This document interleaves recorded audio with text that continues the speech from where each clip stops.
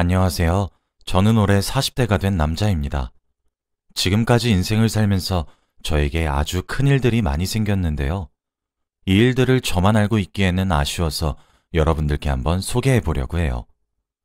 저는 아내와 귀여운 딸과 함께 살고 있습니다. 아내와 저는 다들 주위에서 금슬이 좋다고 말할 정도로 서로를 너무 아끼고 사랑해요. 저도 아내를 볼 때마다 전생에 나라를 구했나 싶을 정도로 감격스럽고 결혼한 지 5년이 넘었는데도 신혼같이 달달하죠. 저와 아내는 친구 사이였는데 연애를 20대 초반부터 해서 저희 부부의 주위 사람들은 저희가 얼마나 애정이 깊은지 다 알고 있어요. 다들 어떻게 아직도 금슬이 그렇게 좋을 수 있냐며 자기네들 부부는 그냥 동거인이라고 하면서 저희를 부러워했습니다. 저는 오히려 배우자를 동거인 취급하는 그들이 더 신기했지만요. 그리고 저와 아내의 주위 사람들은 다 아는 사이다 보니까 친한 친구들도 많았어요. 그 중에 민호라는 친구가 저희 부부와 친했답니다. 민호는 결혼을 한 번 했었는데 아내와 이혼을 하고 혼자서 열심히 돈 벌어서 살고 있는 친구였고 늘 제가 새로운 사람을 만나라고 하면 민호는 이젠 지쳤다며 자기를 위해 돈을 쓰는 게 더 좋다고 하는 사람이었죠.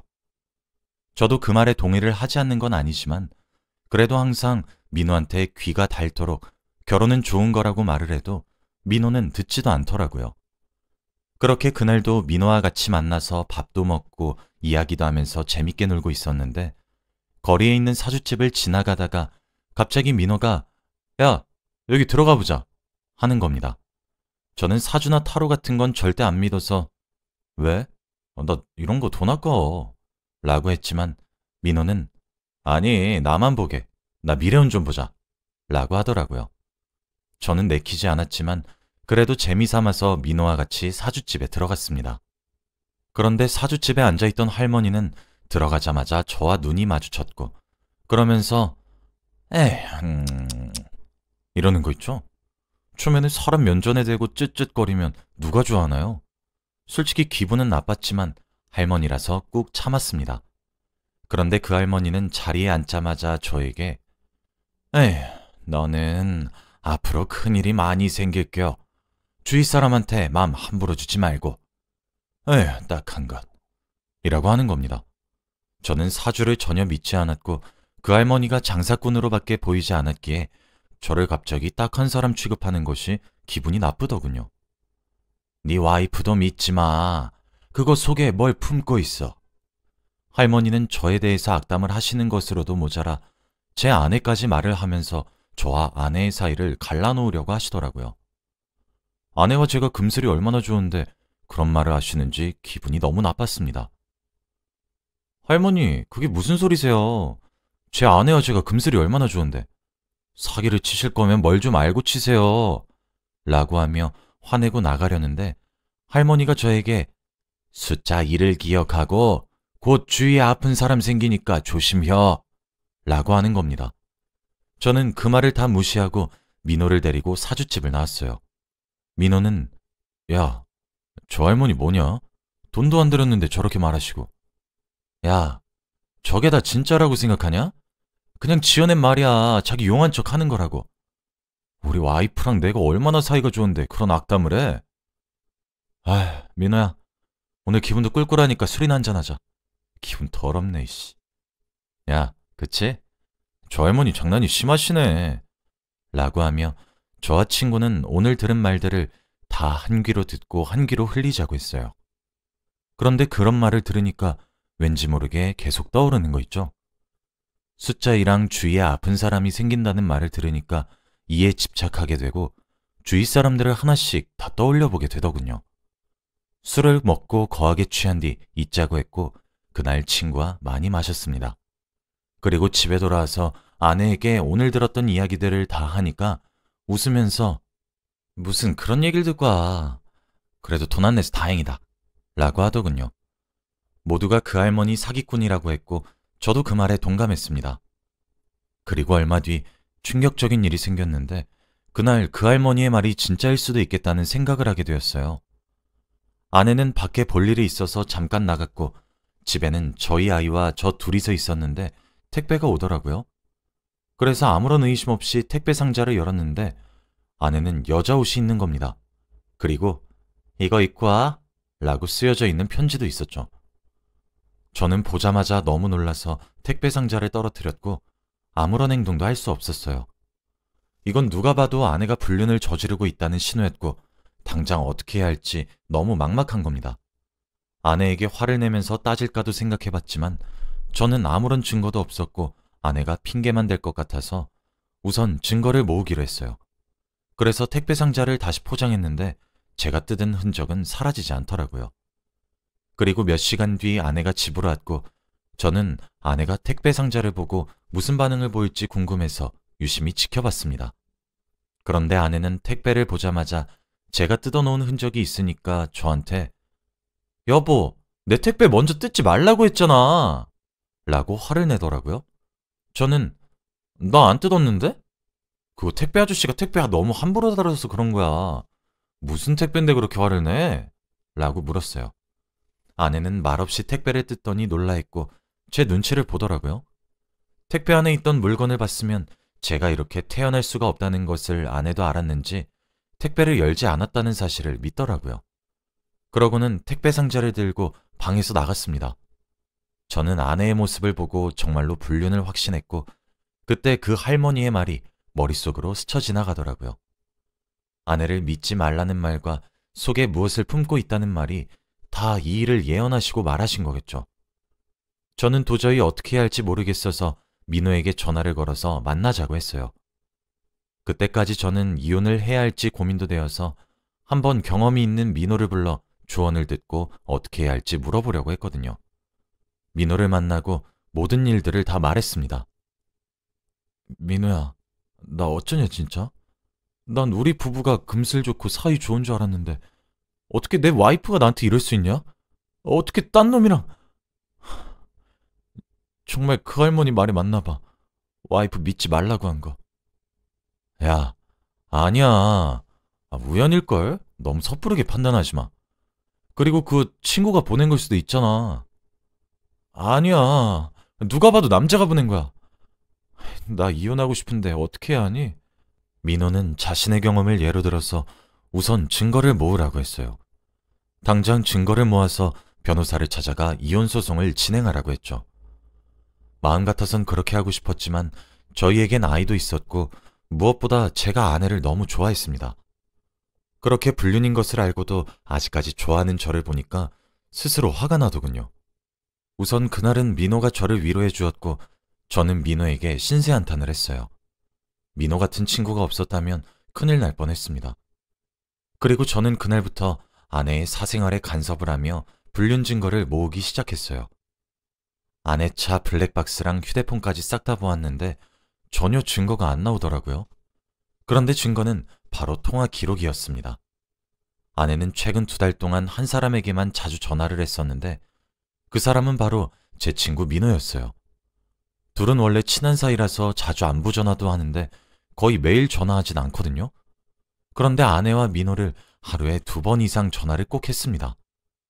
솔직히 민호는 저의 가장 친한 친구이기도 하고 제 고민을 듣고 위로까지 해준 친구니까 민호는 절대 그런 애가 아닐 거라고 확신했고 민호가 아내에게 전화를 한 이유가 제가 말한 얘기를 아내에게 전해줘서 저와 아내를 화해시키려고 전화를 자주 했다고 생각했어요. 그래서 아내도 제가 지금 자신의 불륜을 의심하고 증거를 찾고 있다는 것을 알고 있을 것 같았죠.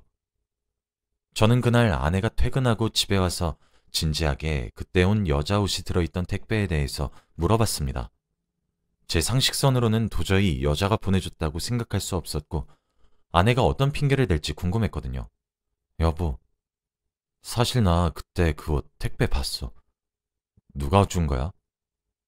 아, 그거? 친구가 줬지. 내 생일 선물 못 챙겨줘서 미안하다고 선물해주던데? 그럼 쪽지는? 그냥 장난친 거지. 여자들끼리 이런 장난 많이 쳐. 설마 여보, 그것 때문에 요즘 계속 우울해 있던 거야? 설마 나 불륜 의심하는 거 아니지?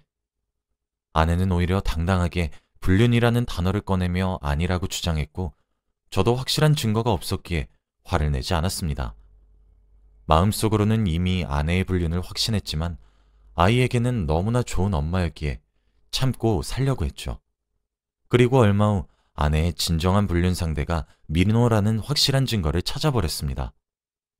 아내가 자기 차를 세차해달라길래 아내 차를 탔는데 민호의 담배가 발견됐거든요.